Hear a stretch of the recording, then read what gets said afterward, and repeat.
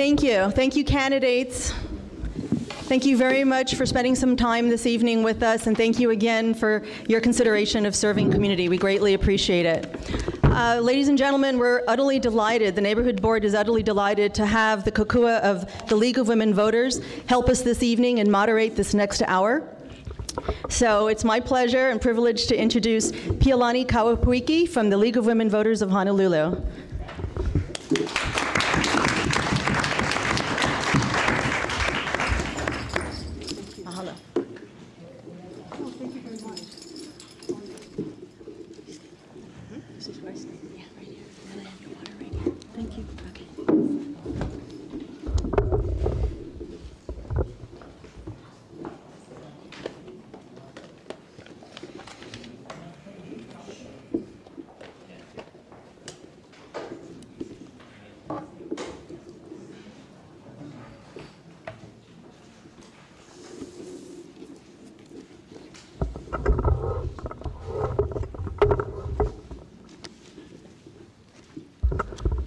Aloha everyone, aloha ladies and gentlemen.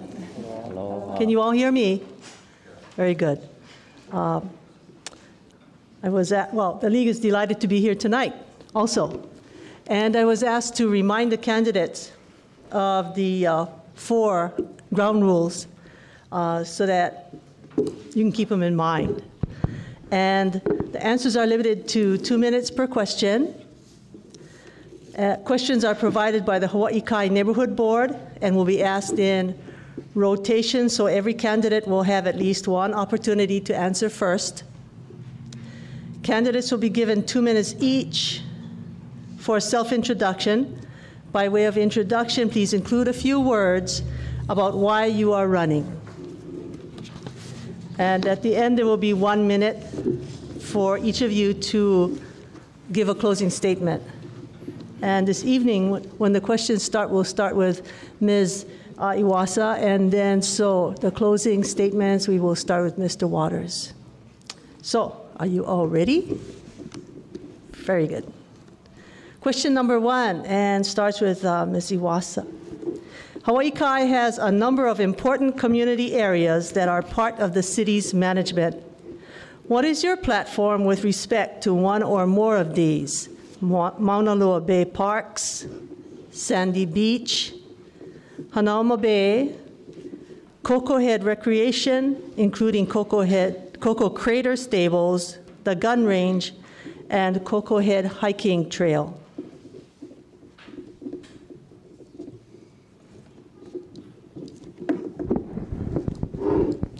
Thank you. All of those areas are very important to our community, and if anybody has been involved in the community, you're aware that we've had these issues come up before us over the last several years. I support the preservation of all of these specific areas. Mauna Loa Bay, we have Malama Mauna Loa working toward pulling out the invasive species, and we're also working on watching the commercial usage of that area. Regarding Sandy Beach, we had a recent victory in that area, the conservation of most of that coastal zone, and we're also monitoring the Ka'iwi Mauka side, which is preservation land and recently was subject to possible cabins. I support keeping that open. Cocoa Head stables, and we just heard some concerns about that. We need to keep that area in recreation, and I support keeping the stables in that area. The gun range also has been an area where there have been some concerns raised, and I believe since that is the only gun range that we have where we have training facilities available as well as recreational use, what we need to make sure of is that it is safe. And we have had a number of stray bullets, so we need to make sure that that is a safe area as well as training. And then the hiking trails, I support keeping those open to hikers. And all of this falls under our East Honolulu Sustainable Community Plan, which I also support. Thank you. Thank you. Mr. Ozawa, you're up. Great. Well, we're going to do the introductions after. You can include it in your opening statement, in your first question. Go ahead. Okay, great. Thank you. Thank you, everyone, for coming here, and thank you for moderating this, and thank you to the neighborhood board. I am Trevor Ozawa. I'm born and raised in Hawaii Kai. I went to Kamiluiki Elementary School, kindergarten and 6th grade, just like my 3 other siblings. And I'm the only sibling, I'm the only one of the 4 children that still remains on Oahu because they've found better opportunities in other places. And that's part of the reason why I'm running, is because I'm caring about the future. I'm a product of this community, and I'm just a little nervous as to where exactly we're going and where we're headed. And that's why I wanted to get involved. Also, I care about this community. I am so passionate about my hometown that you can't manufacture. You cannot manufacture the type of passion that I have and the type of memories that I've created here. In addition, I am qualified. Not only am I am I passionate about this, but I'm also qualified and capable to take on a position of this magnitude. I understand the seriousness of these issues, and I'm an attorney. I went to Kamehameha, then I went to USC, and I went off to law school in Boston. I'm a civil litigator, and I've also worked at the Honolulu City Council. As for the issues that we were talking about with regard to the parks and the bay, I view all of these as amenities that I grew up playing at, enjoying, utilizing, and I want to continue to keep them clean, keep them open, keep the bathrooms and the comfort stations clean and useful to citizens and visitors alike. I want to minimize homelessness in these parks. I want to make sure that we take care of our gun range and making sure that we keep it open, as it is something that people can go and enjoy. Mauna Lua Bay, also the boaters enjoy that, so I'll take care of that as well. So was that 2 minutes for introduction and including your answer? You're satisfied that you had enough time then? No? Well, I was going to continue to speak more about the beaches, But he had his 2 minutes to give an introduction, and okay. Right. So okay, then thank you. Okay. Thank you very much. And then Ms. Iwasa, you didn't take your 2 minutes for introduction. Would you like to do it now? Yes, thank you. It wasn't quite clear that I should start with the introduction since you asked the question, so if I may make a brief introduction. Natalie Iwasa, I've been attending neighborhood board meetings for over 10 years, and I've been very active in the community. I'm a CPA, and I've also been testifying down at City Council for over 4 years now. And I've seen what has been happening down there, and the reason I'm running is that I'm frustrated with what I see and bad policy being made. And my background as a CPA, I believe, will help benefit the public as well as taxpayers. And watching how we're spending our money, being mindful that we don't use it unwisely. So those are the main reasons I'm running. And I just really would like to thank my family for coming out. My husband, my mother-in-law, his cousin, my sons are in the back. If you can see them, they were hiding back there, but I wanted to express my appreciation for them being here tonight as well. Thank you. Thank you very much. Mr. Strobel, you're up. Do you need a reread of the question? Excuse me? Do you need a reread of the question? No, I'm good. Very good. Hi, folks. I want to thank you for your time, and thank you for coming out, and thank you for inviting me. Thank you for inviting me. I want to thank all of you for coming out. My name is Carl Strobel. I'm born in New York and raised in Las Vegas. I've been here for the last 30 years. So I am not a product of here, but I've come to love the islands, and I am wanting to stay here as long as the islands will keep me. Now, my motivation for running for city council is the fact that I've been here for these 30 years, and I've watched the increase of taxes, and I've watched the decline of service, the increase of the cost of living.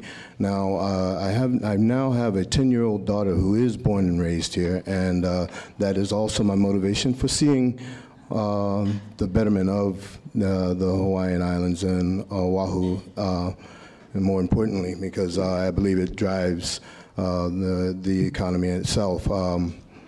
Now, as far as I've come to meet a large amount of friends here. I've gotten a large amount of friends, but I've also watched those same friends that could not no longer stay here, not because they chose to leave, but it was just they had to. They had no opportunity to maintain their lifestyle, and I just think that's heartbreaking to be born and raised here, be blessed with that opportunity, and then have to leave in order to maintain a lifestyle or a living.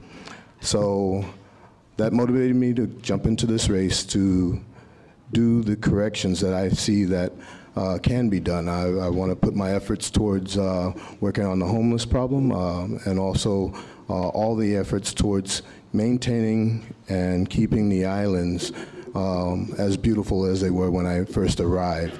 I think that can be gotten back, we can get back to that position, and I think I will put all my efforts to do so. Thank you.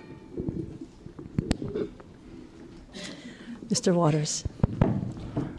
I'm going to stand just because I'm not sure if people in the back can see me. Good evening. My name is Tommy Waters. Can't hear me? Okay, how's that? My name is Tommy Waters. I'm a lifelong resident of Honolulu. I was born and raised in Kaneohe, and I moved to Kahala when I was in high school. I went to Kamehameha School, same as Trevor, UH undergrad, got my degree in political science and speech. And I thought, gee, what am I going to do with a political science degree? Well, I went to law school, University of Hawaii Law School. After that, I was a public defender for about 8 years when I decided to run for the state legislature. I moved back to the windward side and ran from Waimanalo and Lanikai. I represented Waimanalo and Lanikai for 3 terms in the state legislature. During that time, I served on the Finance Committee, Consumer Protection. I was the Vice Chair of Environmental Protection. I was the chairman of the Higher Education Committee for 1 term and the chair of the Judiciary Committee for another term. As chair of the Judiciary Committee, I was responsible for the entire budget of the judiciary, including their capital improvement projects, building new courthouses in various communities. As the chair of the Higher Education Committee, also in charge of the budget with the University of Hawaii, repair and maintenance was a huge job. I'm proud to say that during my term there, we got about $110 million for repair and maintenance of the university. I'm 48 years old. I have 2 young children. My daughter is 8. She's going to be 9 in 1 week. My son is 7 years old. They both attend Iolani School, so I'll be working for the rest of my life. And everybody's telling me, why do I want to go into the city council? Because I won't be able to afford it. But I love politics, and it's what I'm good at, and I care about my community, and that's why I'm doing it. I'm a surfer, a canoe paddler, and a dad. As far as the issues are concerned, I basically agree with everybody else on the panel. Thank you. All right, we're at the second question then. And Mr. Ozawa, you'll be first. So the question is, illegal transit vacation rentals is a persistent problem throughout our community, and it disrupts our neighborhoods and flies in the face of business laws. What do you think can be done to affect this issue? Thank you. The transient vacation rental problem is a problem that's spread throughout the island from my understanding, and throughout our district, certainly from my experience of walking the district, walking door to door, and listening to the community. We have it right here in Hawaii Kai, and speaking to that, we have these companies like Airbnb, which make it easier and easier to go ahead and get on and get into an illegal transient vacation unit. I think that we need to curb it and enforce, strictly enforce these licenses to allow only those with valid licenses to have such units. It impacts the parking situations in our neighborhood. It impacts the crime rates in our neighborhood, and it impacts the noise disturbances in our neighborhoods, and we need to step up enforcement of these units. Thank you. Thank you. Mr. Strobel, you have a chance to stab that question. Yes, I believe on vacation rentals and as he was speaking as far as enforcing the usage, I think the companies that currently are using or are doing vacation rentals need to be regulated, and they need to be regulated strictly in order to prevent the misuse and the disruption of the neighborhoods that they are in. I have no further to go on that except for that all means necessary to be put on those companies to maintain a strict guideline towards taking care of the neighborhoods that they are in.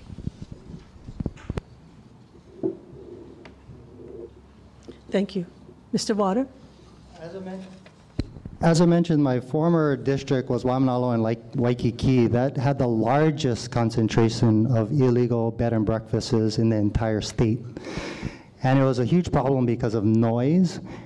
People were staying there partying late nights. The neighbors were obviously working people who were upset because they lived next to a party house. The parking was really bad and things of that nature. So just as a way of background, in 1989, there was a moratorium put on illegal vacation rentals. If you didn't have a permit in 1989, everything after that was illegal, as far as I am aware. So after that, there was a proliferation because you can make a lot of money. People are buying these houses, converting them to a vacation rental, and making money. And they're not really paying taxes on this. So two things. One, we should enforce the current laws.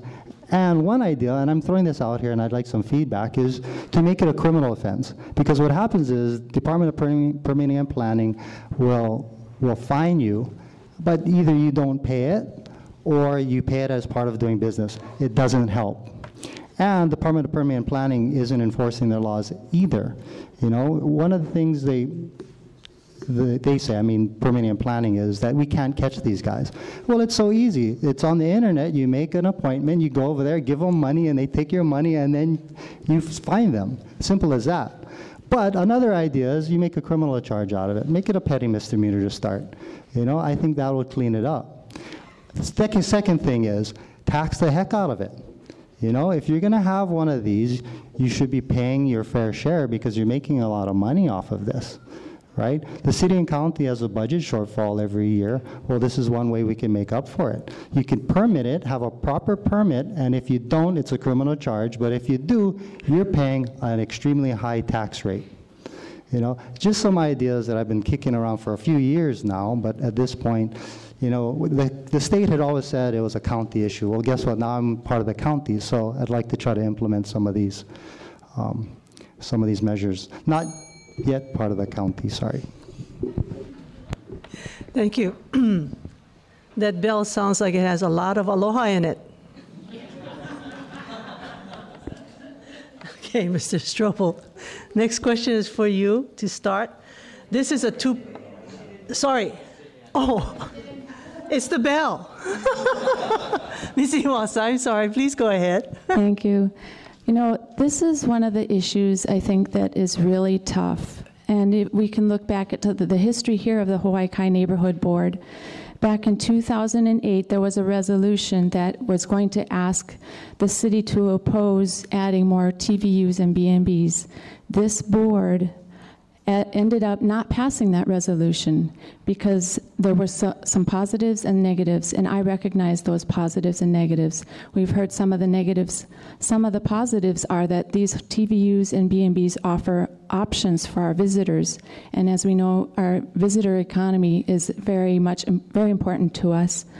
The other thing is that these units help out with the local economy in that they have to have landscape maintenance, cleaning services, and other businesses that provide services to the TVUs and B&Bs.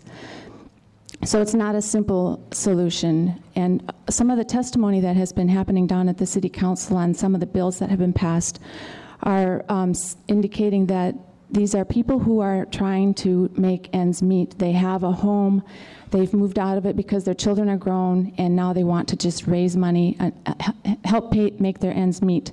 So what can be done at this point? First of all, the general plan is under current review and accepting comments. I would suggest that if you are interested in this issue, that you submit comments, because there is currently an amendment proposed that would allow community hotels.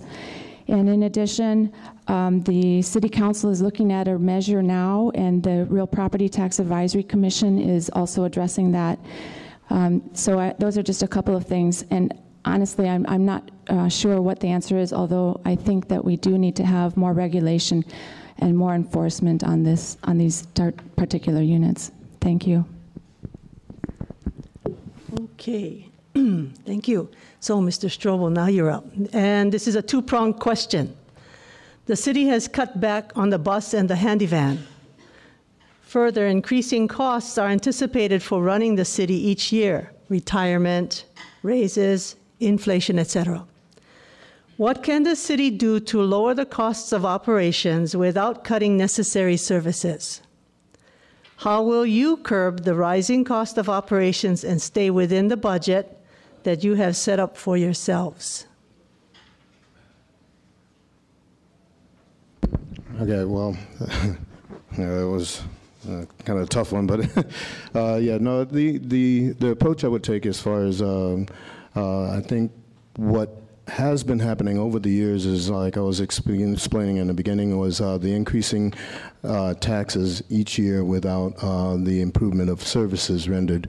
And I think that more time or efforts need to be put towards actually looking further into the state and itself as far as where the monies are being spent, and try to stop the irresponsible spending and utilize those monies to strengthen the current bus system and the handy van system itself, as far as looking at those areas that we can better improve upon those items through cleaning up the spending that is currently being poorly done throughout the state. Thank you. Mr. Waters.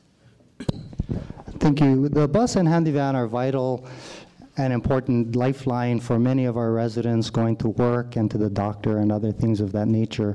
You know, one of the things I thought of, and it would be kind of controversial, but how about redirecting a portion of the GET that's currently made for the rail to fund the bus and handy van? You know, I was one of the legislators in the House who voted against the GET tax. You know, and I got a lot of criticism from that. In fact, in this campaign, I'm not supported by the Carpenters Union for that very reason. I believe one of my opponents is being supported by them and PRP. But they may come after me for that, but you know, why not take a portion of that and use it for the bus? I know I'm going off subject a little bit, but why don't we use a portion of that to pay for our sewer fees as well? I know a lot of homeowners have a big sewer bill. Our water bill is maybe $30 and our sewer bill is $80. You know, if we were to take some of that money and put it towards our sewer, heck, I like that idea. Like I said, it's controversial, and I'm not going to make some friends in the construction industry for saying that, but you know, that's a lot of money, and this community is paying into that, and really with no benefit.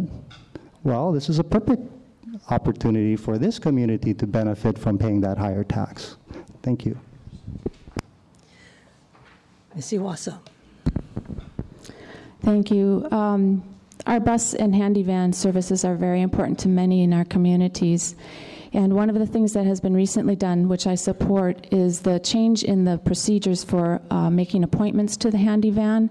It used to be that anybody who needed the handy van, the people who were using it, could call up to 2 weeks ahead of time. And now the city is moving toward a 2-day advance notice, and this should cut down on the trips that people forget that they had an appointment, or they've made other arrangements. So I support that. We've already seen what the impact is on our bus services when they were cut back. So I don't think that that's an answer. What we need to do is take a look at funding sources. And our biggest cost with respect to the bus is labor. So unfortunately, our bus drivers are under union contract.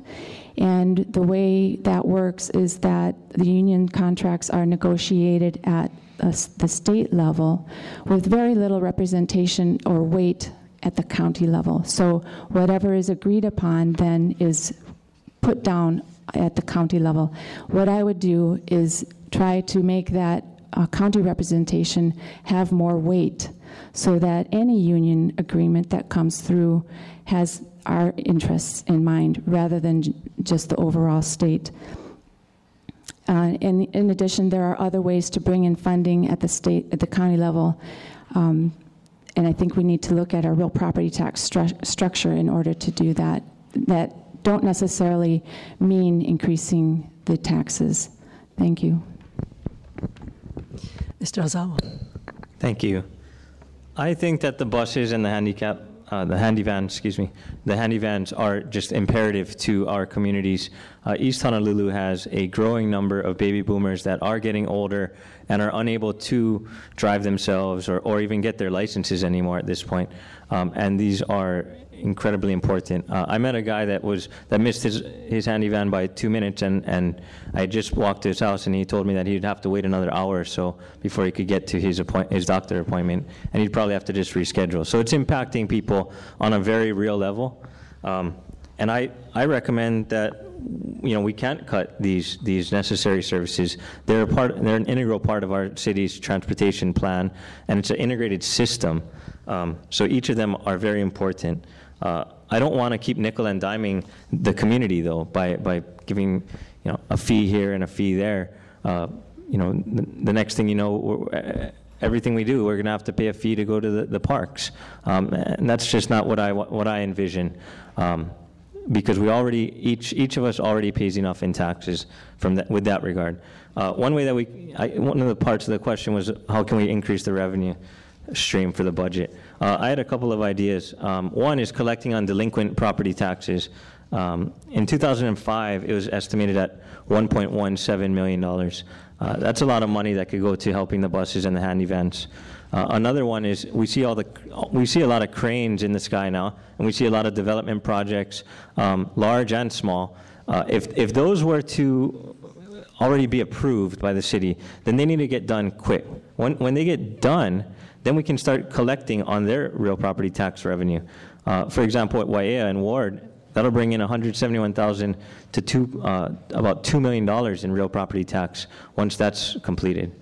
One way to cut costs is to reduce our energy use at the city. Thank you. Thank you. Thank you. And so, Mr. Waters, now we're up with you, and the city is finally appropriating the funding necessary to make an impact on homelessness.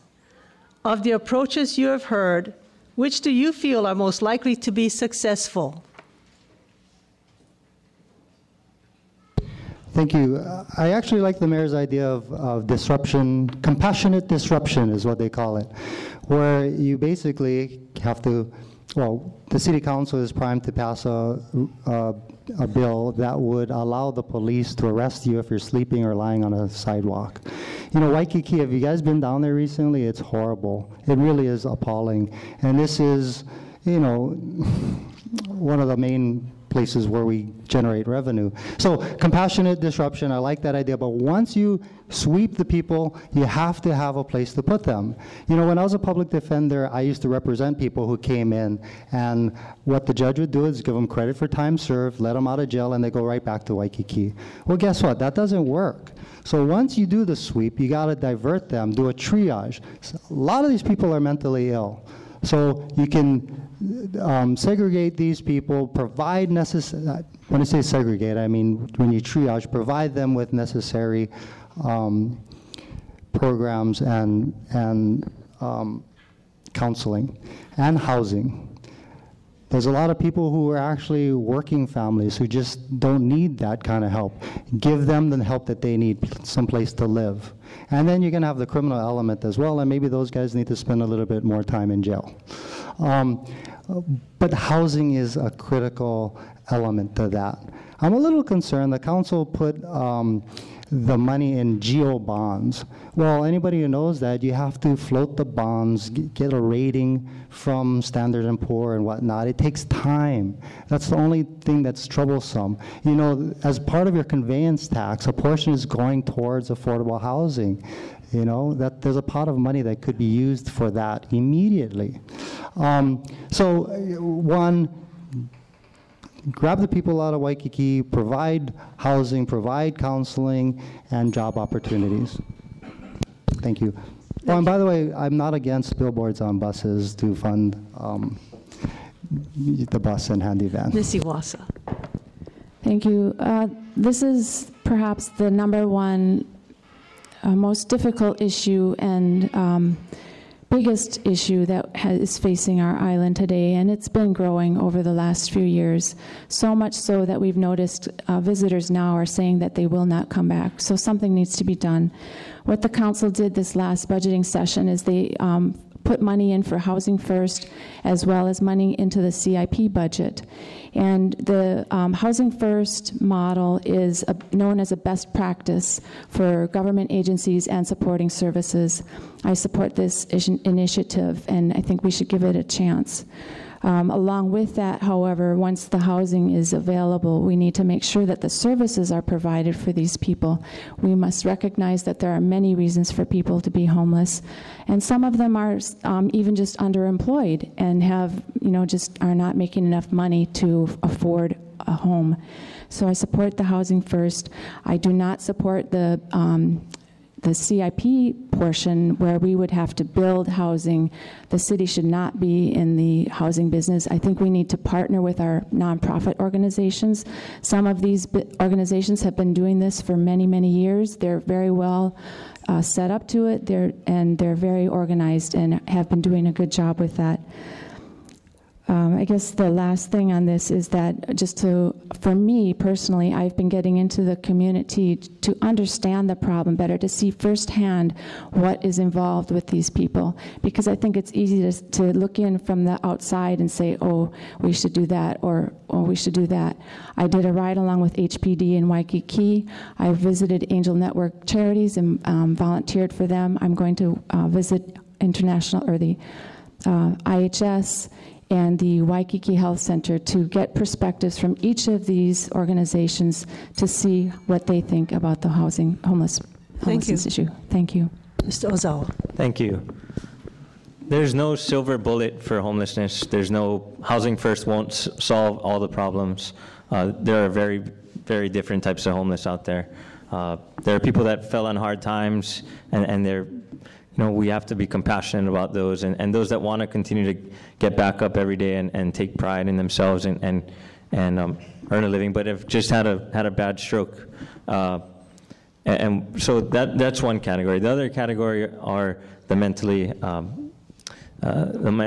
ill, those that are either drug addicted, alcoholics, you name it. And then we also have the war veterans that come back with also post-traumatic stress disorders, and we need to address each of these individually and have a comprehensive plan. I agree that Housing First is one component of it, but listening to the residents here, it sounds like we have to balance at the same time, making sure that we're not spending too much of the budget into programs where we're building housing, like Natalie said, and because the people out here see their own kids having a difficult time to get housing.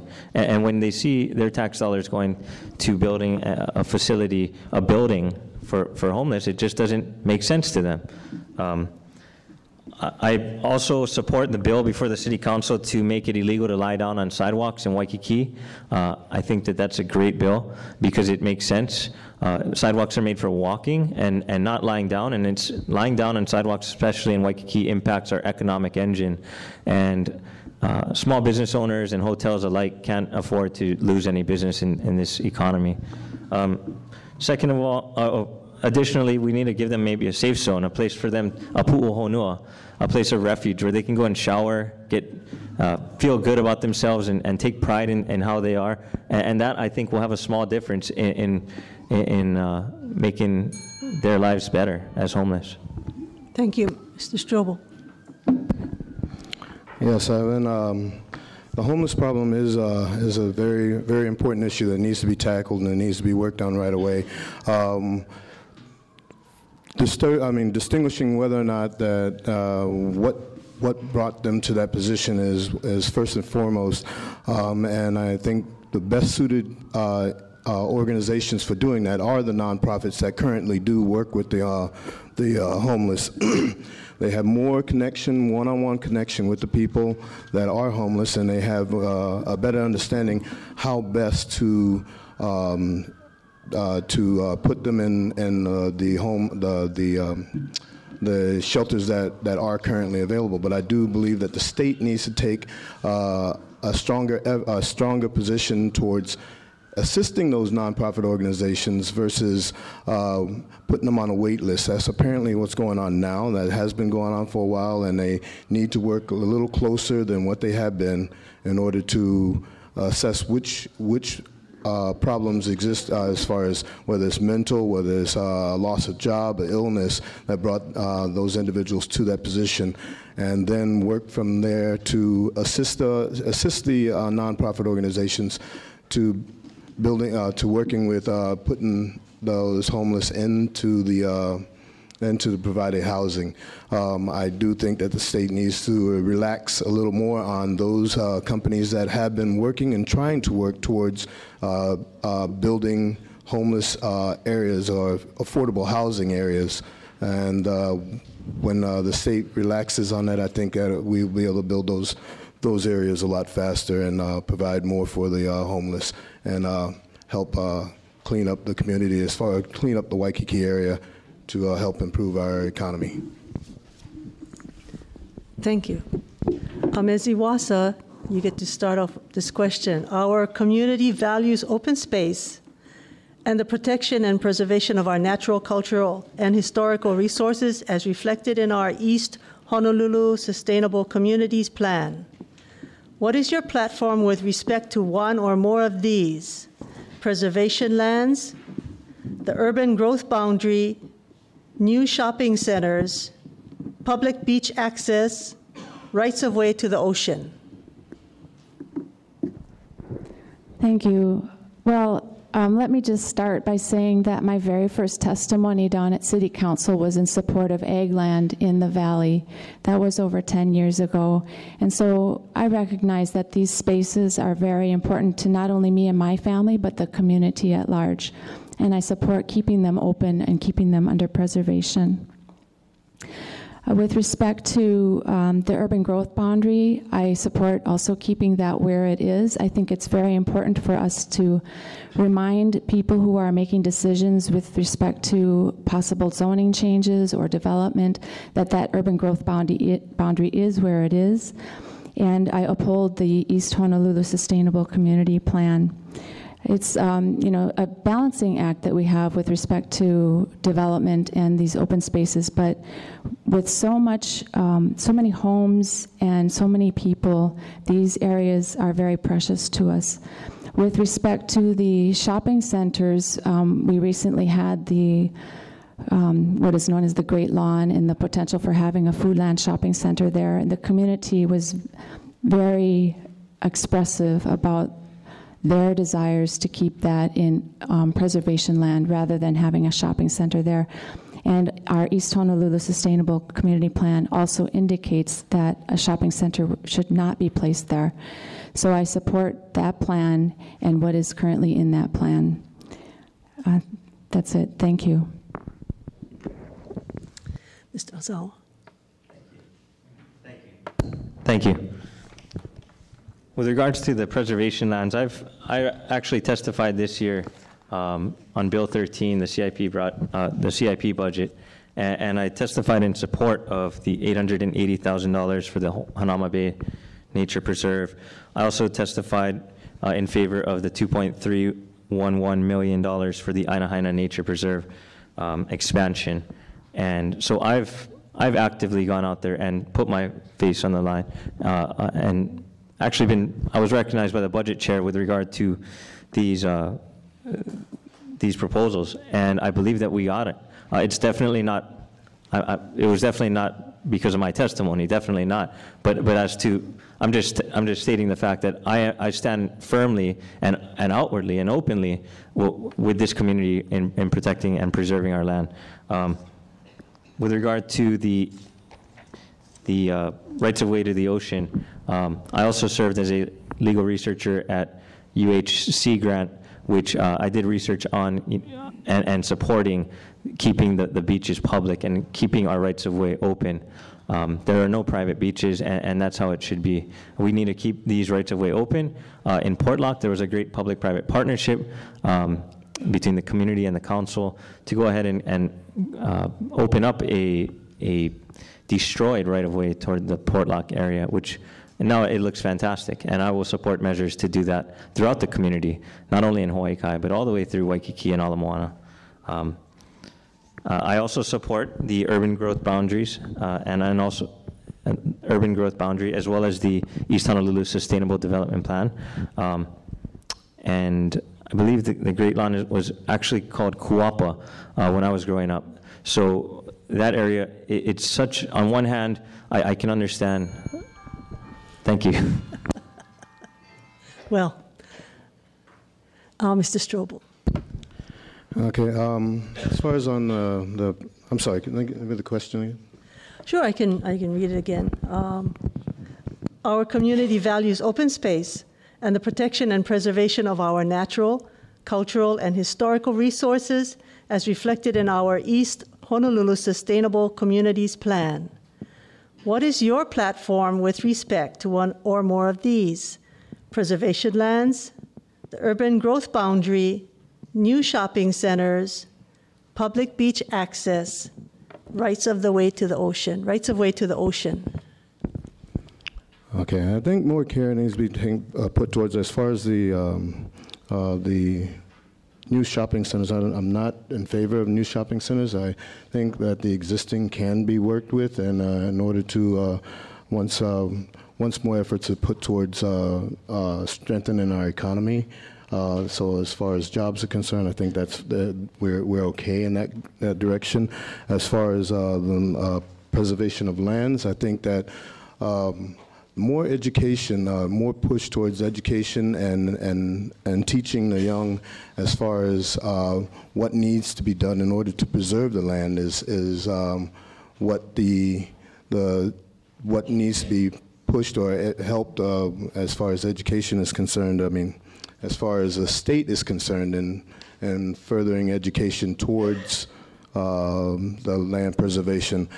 And then as far as the beach access, I think that definitely needs to be maintained because the beaches, yes, there are no private beaches, and that access has, I mean, that's one of the things that brought me and kept me here is being able to enjoy all the beautiful beaches. So I'm definitely in favor of maintaining that. And then yes, and I do think that in order to keep and maintain the beauty of the islands, the urban growth boundaries need to be maintained as well. Thank you.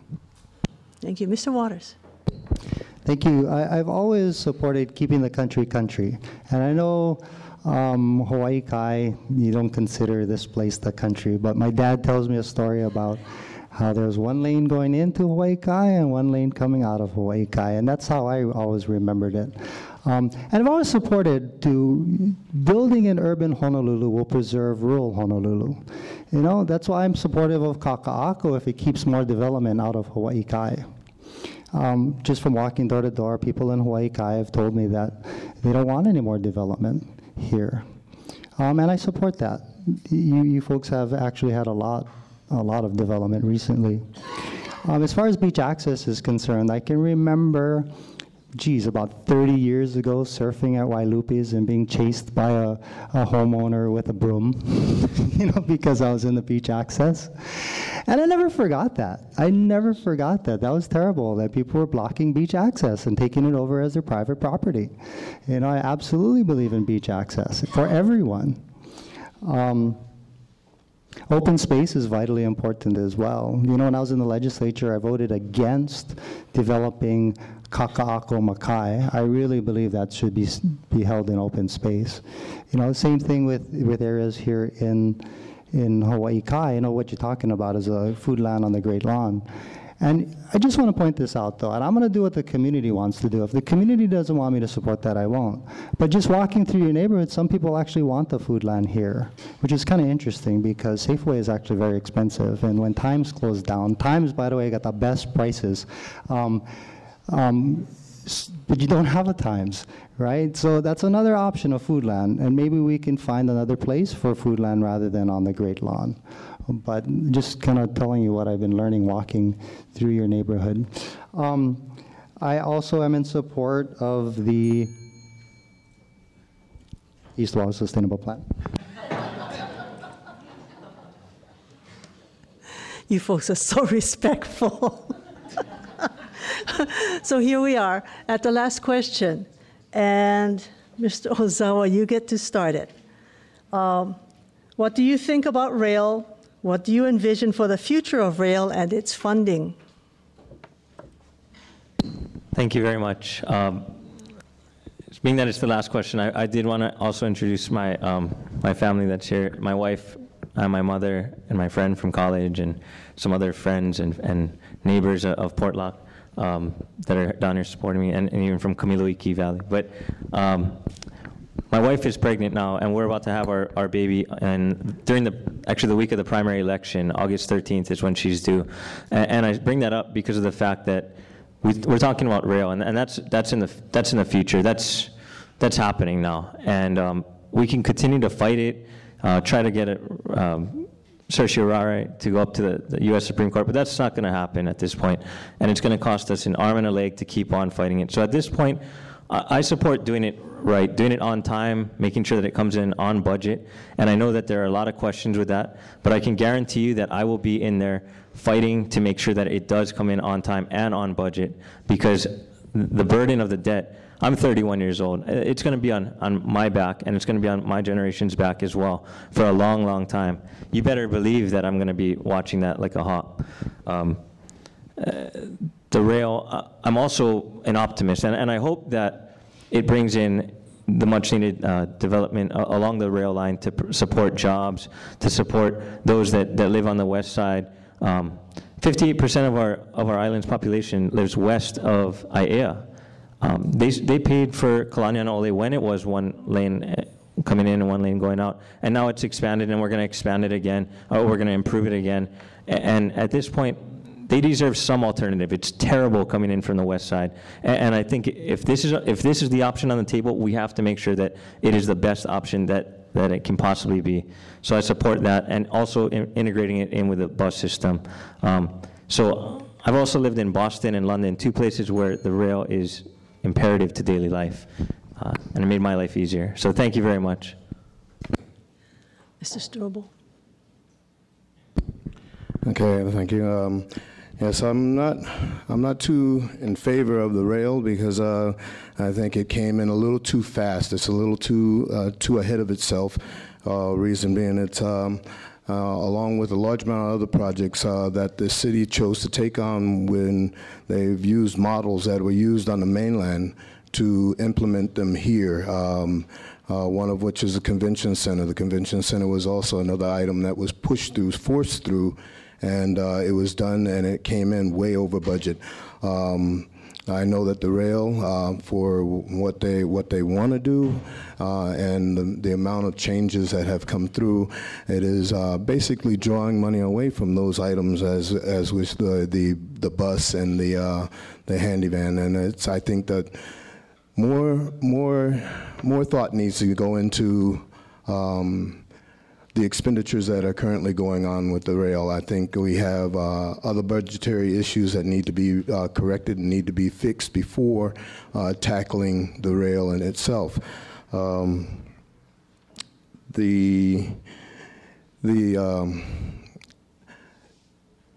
The budget, it was like the budget that was used on the convention center. They used the model, and the same with the handy van. I mean, the camera van when they brought that in. There was a number of items that the state chose to take on when they saw the model and thought that it would generate revenue for the state, and it hasn't. And as a target, I mean, as far as the rail is concerned, it is not looking like it is going to bring revenue as well. So I think that just more. I know that it's on its way, but I think that it needs to slow down right now, and we need to address a lot of the issues as far as the economy is concerned.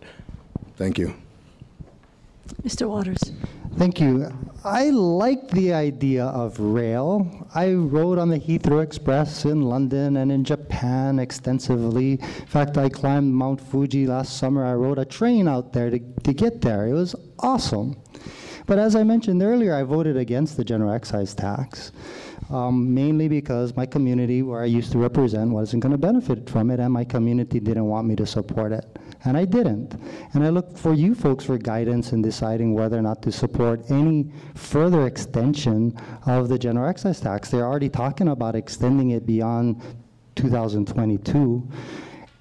Any support that I may or may not have for that extension would have to include a spur to the airport and to the University of Hawaii. Otherwise, it just doesn't make sense. And perhaps we could take a portion of that money, and I'm not sure how this community feels of whether or not you want a spur coming out to Hawaii Kai. I'd be interested to know, but if not, how about using a portion of that general excise tax to alleviate traffic on this side of the island?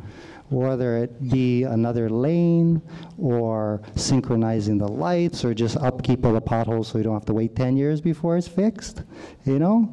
Something creative like that.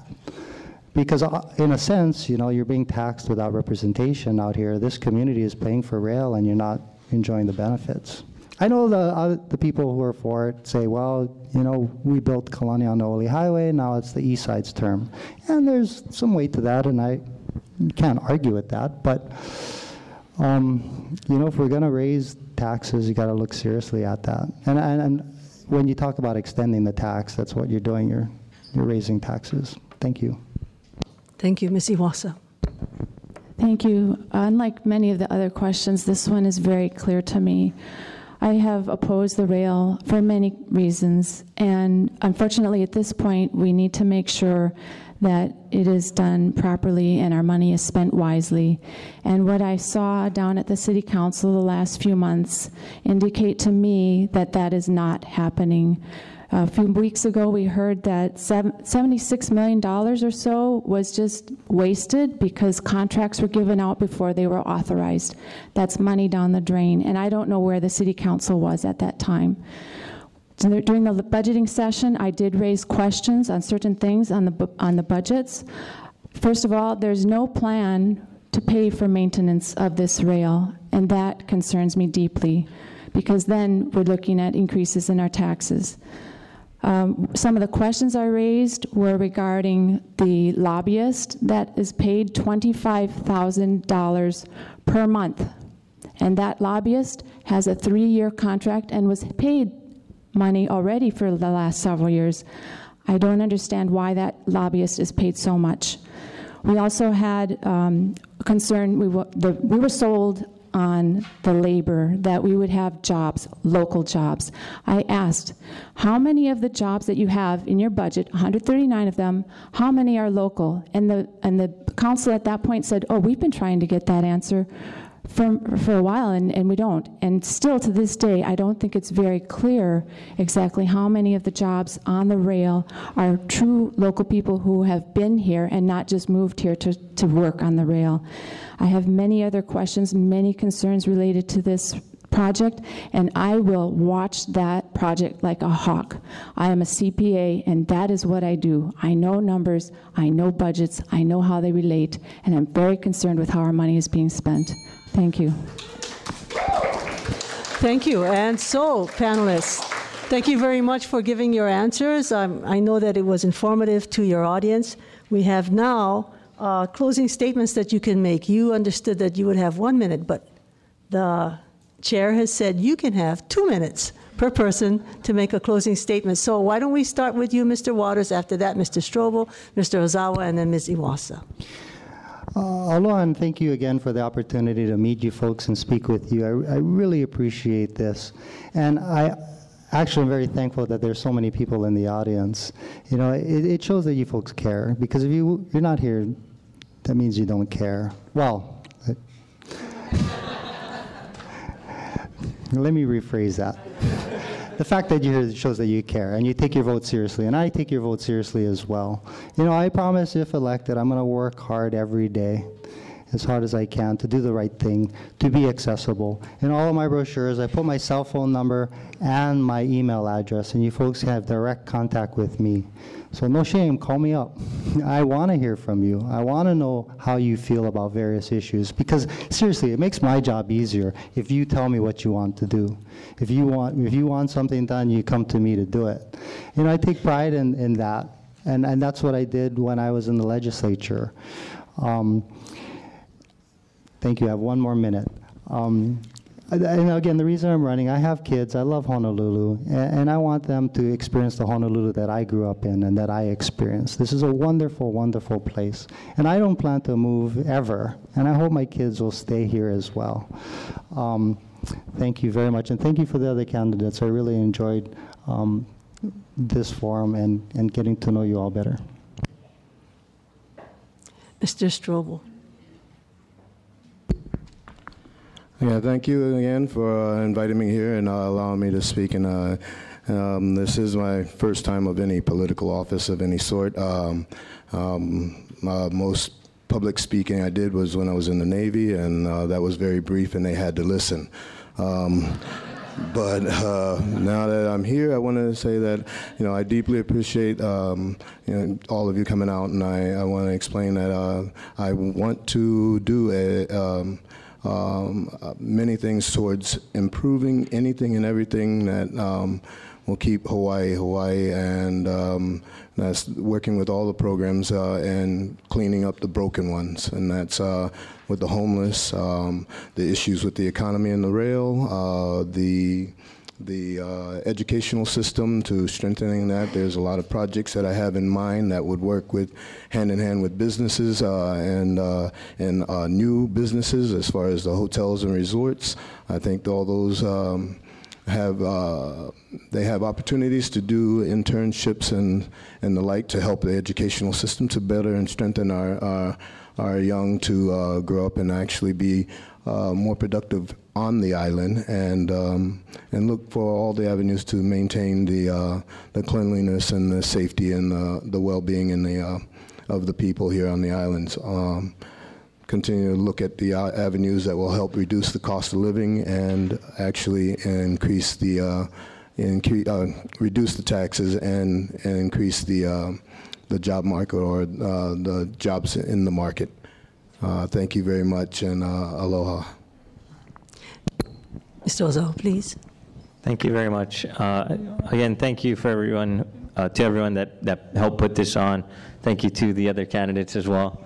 It's been very informative and very helpful for us to be able to get our points across and let you folks listen, and hopefully you guys give us feedback as well, like Tommy said. Just a couple of things. One clarification, that there's a spur going up to the airport already on the rail. And I just wanted to, again, get back to the fact that, you know, I am one of you. I am born and raised in this district. I am a product of this district. I remember playing soccer on this field out here and basketball on the courts behind us. I'm from the Kamiluiki Valley area, and I care about the future of this place. I'm young. I'm 31 years old, but I'm asking you guys to give me a shot, give me a chance. You know that I'll have your back.